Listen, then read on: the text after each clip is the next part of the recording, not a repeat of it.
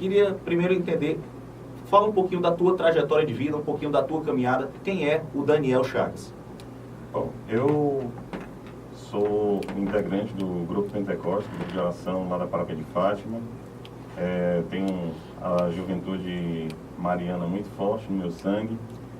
E pertenço ao Tribunal de Justiça, sou analista judiciário de execução de mandados, lá do Fórum Pós-Bevilacqua.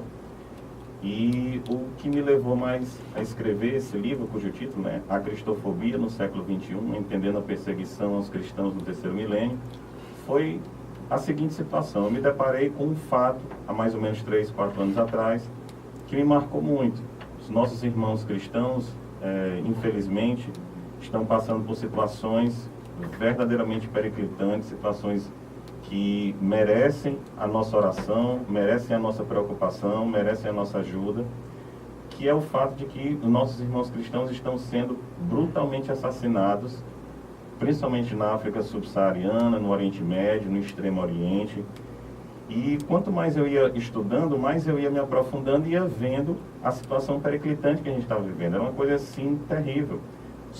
Um sociólogo como o sociólogo Massimo Introvigli, que é um sociólogo italiano, ele chegou a uma estatística de que morrem por ano cerca de 100 mil cristãos por conta de não terem abjurado sua fé, por conta de não terem rejeitado sua fé. E isso não são dados que dizem respeito a guerras, nem violência urbana, não. Aconteceu porque essas pessoas, elas simplesmente não negaram a sua fé, e isso fez com que elas morressem. Isso daí é algo que a gente tem que verificar e entender. A cada 5 minutos, um cristão morre por conta da sua fé.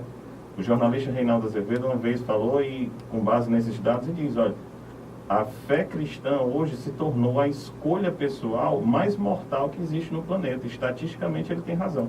O próprio Papa Francisco, ele já chegou a dizer que hoje há mais mártires hoje do que no tempo do Império Romano.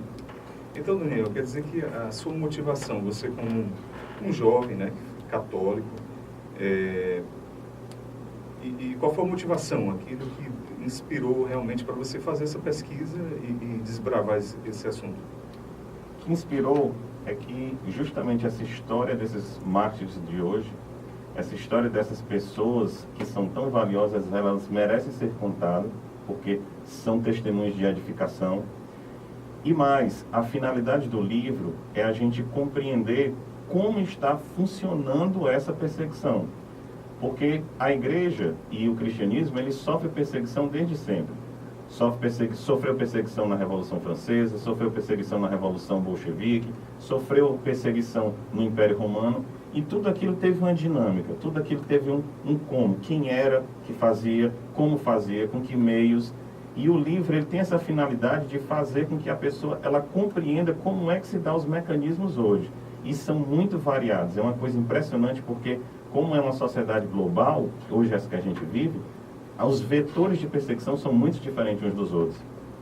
O Daniel, ele está surpreendendo a gente aqui, está de parabéns, porque é uma pessoa, é um leigo, né, dentro da igreja, que teve a coragem, a ousadia, né, ainda, de se aprofundar num tema como esse, né, e publicar um livro para que as pessoas tomem consciência, né, possam se aprofundar um pouco mais sobre esse tema. É necessário muita coragem, né? É necessário coragem. E o nosso programa Coragem chama, né, e essas palavras que o Daniel acabou de dizer, que hoje em dia, baseado em pesquisas, que o cristianismo é a opção religiosa, foi isso? Sim.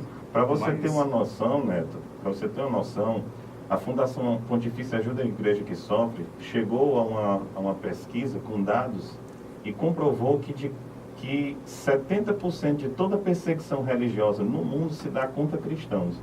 Ou seja, a cada 10 pessoas que são perseguidas por conta da sua religião, 7 são cristãos. Entendeu? Isso daí é uma coisa que a gente tem que compreender essa realidade.